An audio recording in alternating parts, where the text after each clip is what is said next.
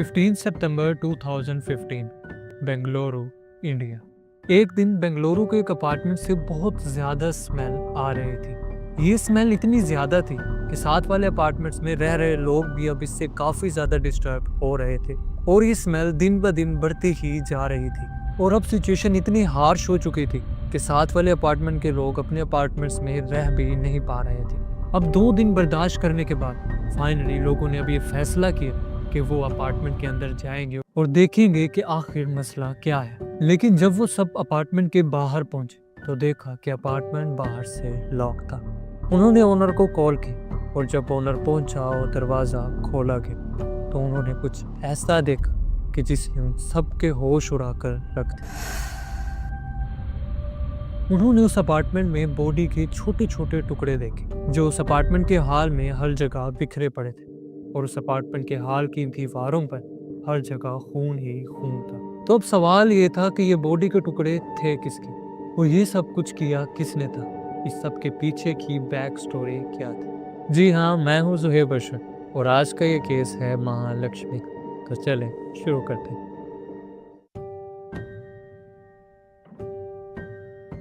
नेपाल 2010।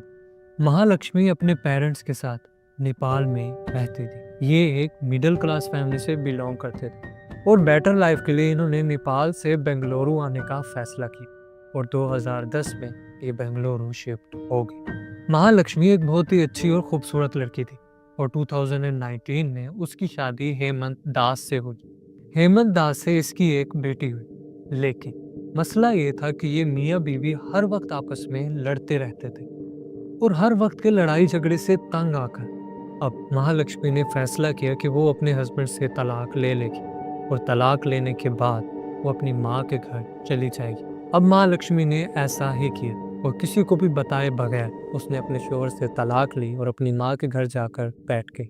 महालक्ष्मी की लड़ाई और डाइवोर्स की बड़ी वजह उसका एक्स्ट्रा मैरिटल अफेयर था। होता कुछ यूं था कि हेमंत दास जो उसका शोहर था वो एक गरीब लड़का था और वो एक मोबाइल शॉप पर काम किया करता था और इसी तरह महालक्ष्मी एक मॉल के ब्यूटी सैलून में काम किया करती थी और वहां पर उसकी मुलाकात हुई अशरफ से। बहुत कम ही अरसे में ये दोनों आपस में काफी ज्यादा क्लोज हो चुके थे। ये दोनों बैठते बातें करते और अक्सर औकात ये दोनों घूमने भी जाया करते थे। कुछ देर तक तो ये अफेयर सही से चलता रहा लेकिन कुछ दिनों के बाद ही महालक्ष्मी के हस्बैंड को मालूम पड़ गया कि इसका किसी लड़के के साथ अफेयर चल रहा है। अब उनकी डाइवोर्स के 4 मंथ्स के बाद कोर्ट ने फैसला किया कि उनकी बेटी की कस्टडी उसके बाप को दी जाएगी। कोर्ट ने फैसला इसलिए दिया क्योंकि ज्यादा कसूर महालक्ष्मी का था क्योंकि उसी का अफेयर चल रहा था। लेकिन अब मसले की बात ये थी कि महालक्ष्मी अपनी बेटी के बगैर नहीं रह सकती थी और वो हर 1-2 हफ्ते के बाद अपनी बेटी से मिलने जाया करती थी। महालक्ष्मी बहुत ही शॉर्ट टेम्पर की लड़की थी। वो हर वक्त अपनी माँ से लड़ती रहती और एक दिन कुछ यूँ हुआ कि अपनी माँ से लड़ने के बाद वो अपनी माँ का घर छोड़कर बाहर निकल गई और अब इसने एक अलग अपार्टमेंट ले ली जिसमें वो अब अकेली ही रहने लगी। ये ज्यादातर अपार्टमेंट से बाहर ही रहती थी या फिर जब ये अपार्टमेंट में होती तो अपने अपार्टमेंट से भी बिल्कुल बाहर नहीं निकलती। तो इस लिहाज से इसका कोई भी सोशल नेटवर्क नहीं था, ना ही नेबर्स के साथ और ना ही अपार्टमेंट के और किसी बंदे के साथ। लेकिन एक हैरानी की बात ये थी कि जब ये अपने अपार्टमेंट में होती थी तो इसके काफी ज्यादा बॉयफ्रेंड्स इसके अपार्टमेंट में आते जाते रहते थे। लेकिन एक दिन अचानक महालक्ष्मी गायब हो गई। महालक्ष्मी 19 अगस्त को लास्ट टाइम अपनी माँ के घर देखी गई थी और इस वाक़े के ठीक 1 महीना बाद तकरीबन 21 सितंबर को उसके अपार्टमेंट से काफ़ी ज़्यादा स्मेल आने लगी। ये स्मेल इतनी ज़्यादा थी कि अब साथ वाले अपार्टमेंट के लोग रह भी नहीं पा रहे थे। तो अब साथ वाले अपार्टमेंट के लोगों ने उस अपार्टमेंट के लैंडलॉर्ड को कॉल की और वो लैंडलॉर्ड कुछ ही देर के बाद वहाँ पर पहुँच गए। लेकिन अब मसले की बात ये थी कि उस लैंडलॉर्ड के पास भी अपार्टमेंट की चाबी नहीं थी और जब उसने महालक्ष्मी को कॉल की तो उसका फोन भी बंद आना था। अब उस लैंडलॉर्ड ने महालक्ष्मी की माँ को कॉल की और उसको फौरन से अपार्टमेंट में बुला ली और फॉर्चुनेटली महालक्ष्मी की माँ के पास उस अपार्टमेंट की एक सेपरेट की मौजूद थी जो महालक्ष्मी ने ही उसको दे रखी थी। और जब उन्होंने दरवाजा खोला तो उन्हें अंदर से कुछ ऐसे हॉरिबल सीन्स देखने को मिले जिसने उनके होश उड़ाकर रख दी। दे सा ह्यूमन बॉडी पार्ट्स जो हर जगह पर बिखरे पड़े थे। ये बॉडी पार्ट्स काफी दिनों के इस रूम में बंद थे, इसी वजह से इनसे काफी ज्यादा स्मेल आ रही थी। अब पुलिस और फोरेंसिक टीम को बुलाया गया और उन्होंने अब पूरे घर की तलाशी लेना शुरू की। और अब जब फोरेंसिक टीम ने फ्रिज खोला तो उन्हें फ्रिज के अंदर एक अलग ही मंजर देखने को मिला।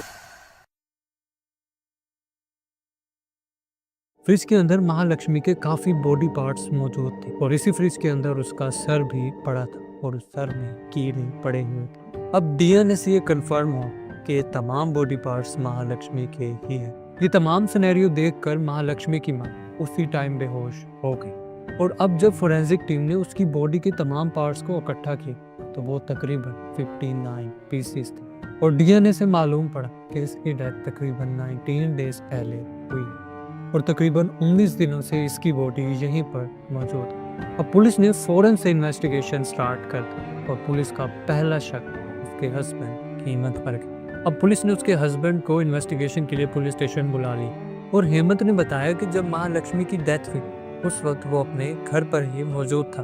अब पुलिस के पास कोई भी प्रूफ मौजूद नहीं था, इसी वजह से उन्होंने हेमंत को जाने दिया। और अब पुलिस ने उस अपार्टमेंट के इर्द गिर्द की तमाम सीसीटीवी फुटेज को देखा जिसमें हेमंत कहीं भी नजर नहीं आ रहा था। और जब हेमंत के घर की सीसीटीवी फुटेज को चेक किया गया तो मालूम पड़ा कि वो तो पूरा टाइम अपने घर पर ही मौजूद था। ये पुलिस के लिए एक बहुत बड़ा सेटबैक था, लेकिन हेमंत जाते जाते पुलिस को महालक्ष्मी के एक्स अशरफ के बारे में बता गया। अब पुलिस ने अशरफ को पकड़ा और अशरफ ने बताया कि वो तो 1 साल पहले ही एक दूसरे से अलग हो गए थे।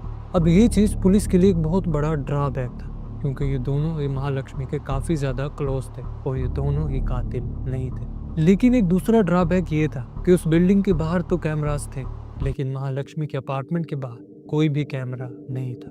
अब पुलिस को कोई भी क्लू नहीं मिल रहा था और वो काफ़ी ज़्यादा परेशान थे कि अब क्या करें।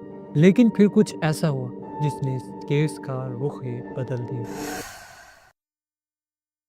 अब पुलिस को एक चीज क्लिक हुई कि जब वो महालक्ष्मी की वर्क प्लेस पर इन्वेस्टिगेशन कर रहे थे तो सब लोग इन्वेस्टिगेशन के लिए आए सिवाय एक शख्स की, एंड दैट मैन वाज मुक्ति रंजन रॉय। अब क्योंकि वो इन्वेस्टिगेशन के लिए पुलिस स्टेशन नहीं आया था, इस वजह से अब पुलिस का सीधा शक उसी एक शख्स पर किया और अब पुलिस ने अपने शक की बेस पर उस बिल्डिंग के आसपास के कैमरास को चेक किया और फॉर्चुनेटली उन्हें मुक्ति दिख गई। उन्होंने मुक्ति को मल्टीपल बार बिल्डिंग में आते जाते देखा और अब पुलिस को कंफर्म हो गया कि मुक्ति का इस केस से कोई ना कोई ताल्लुक जरूर है। लेकिन अब जब पुलिस मुक्ति के घर पर पहुंचे तो मुक्ति का घर लॉक था। अब पुलिस को ऑफिस से ही मालूम पड़ा कि मुक्ति के घर के साथ ही उसका एक भाई भी रहता है और अब पुलिस बगैर टाइम वेस्ट किए मुक्ति के भाई के घर पहुंच गई। शुरू में तो मुक्ति के भाई ने कहा कि उसे इस बारे में कुछ भी मालूम नहीं है, लेकिन जब पुलिस ने थोड़ी सख्ती की तो उसका मुंह खुल गया। उसने बताया कि उसके भाई ने ही महालक्ष्मी को मारा है और उसने ये भी बताया कि जब मुक्ति ने महालक्ष्मी को मार लिया तो उसने सबसे पहले उसे ही कॉल की थी और उससे कहा था कि वो उसको बचा ले। और मुक्ति ने अपने भाई को ये भी कहा कि हो सकता है कि पुलिस उसको ढूंढते ढूंढते इसके पास आ जाए, तो उसने इसको कहा कि वो अपना घर शिफ्ट कर ले, लेकिन इसके भाई के पास इतने पैसे मौजूद नहीं थे कि वो अपने घर खुश कर सके। अब मुक्ति के भाई से उसके एड्रेस के बारे में पूछा गया कि अब वो कहाँ है, तो मुक्ति के भाई ने कहा कि उसे इस बारे में कुछ भी मालूम नहीं। अब मुक्ति के फोन को ट्रेस किया गया तो उसका फोन ओडिशा में एक्टिव था और ओडिशा में ही मुक्ति के कुछ रिलेटिव्स भी रहते थे। अब पुलिस को ये शक था कि मुक्ति अपने रिश्तेदारों के पास चला गया होगा और अब पुलिस जल्दी से ओडिशा पहुंच गई। लेकिन अब काफी देर हो चुकी क्योंकि मुक्ति ने उसी रात पेड़ से लटक कर अपनी जान ले ली थी। लेकिन मुक्ति ने मरने से पहले अपना एक नोट छोड़ा था। अब हमको बताते चले कि महालक्ष्मी एक बहुत ही एंग्री किस्म की लड़की थी। वो हर वक्त मुक्ति से लड़ती रहती थी। अब मुक्ति ने अपने नोट में लिखा था कि वो और महालक्ष्मी पिछले 6 मंथ से रिलेशनशिप में थी और महालक्ष्मी अब मुक्ति से शादी करना चाहती थी। लेकिन मुक्ति को उसके पास्ट के बारे में उसे मालूम था कि महालक्ष्मी एक लूज कैरेक्टर लड़की और वो मल्टीपल लड़कों के साथ एक ही वक्त में कांटेक्ट में रहती। इसी वजह से वो महालक्ष्मी से बिल्कुल भी शादी नहीं करना चाहता था।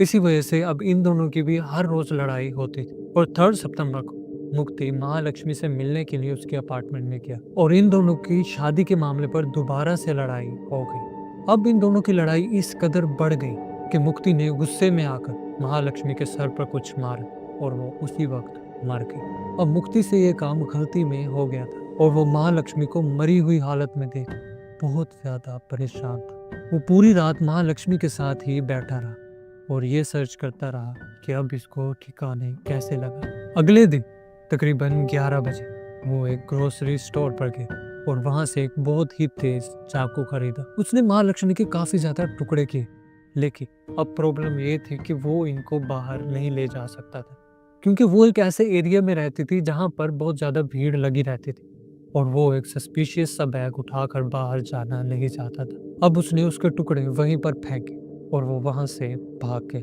अब उसके नोट के अकॉर्डिंग वो काफी ज्यादा गिल्ट में था, वो काफी ज्यादा डर चुका था कि आखिर उससे ये क्या हो गया। वो पुलिस से काफी ज्यादा डरता था और हर वक्त इसी टेंशन में रहता था कि पुलिस उसको पकड़ लेगी और इसी डर के चक्कर में एक दिन वो पेड़ से लटक और उसने अपनी जान दे दी। उम्मीद है हमारी आज की एफर्ट आपको पसंद आई हो। अगर पसंद आई हो तो लाइक, शेयर और सब्सक्राइब करना ना भूलिए। हम मिलते हैं एक नए केस के साथ, तब तक के लिए अल्लाह।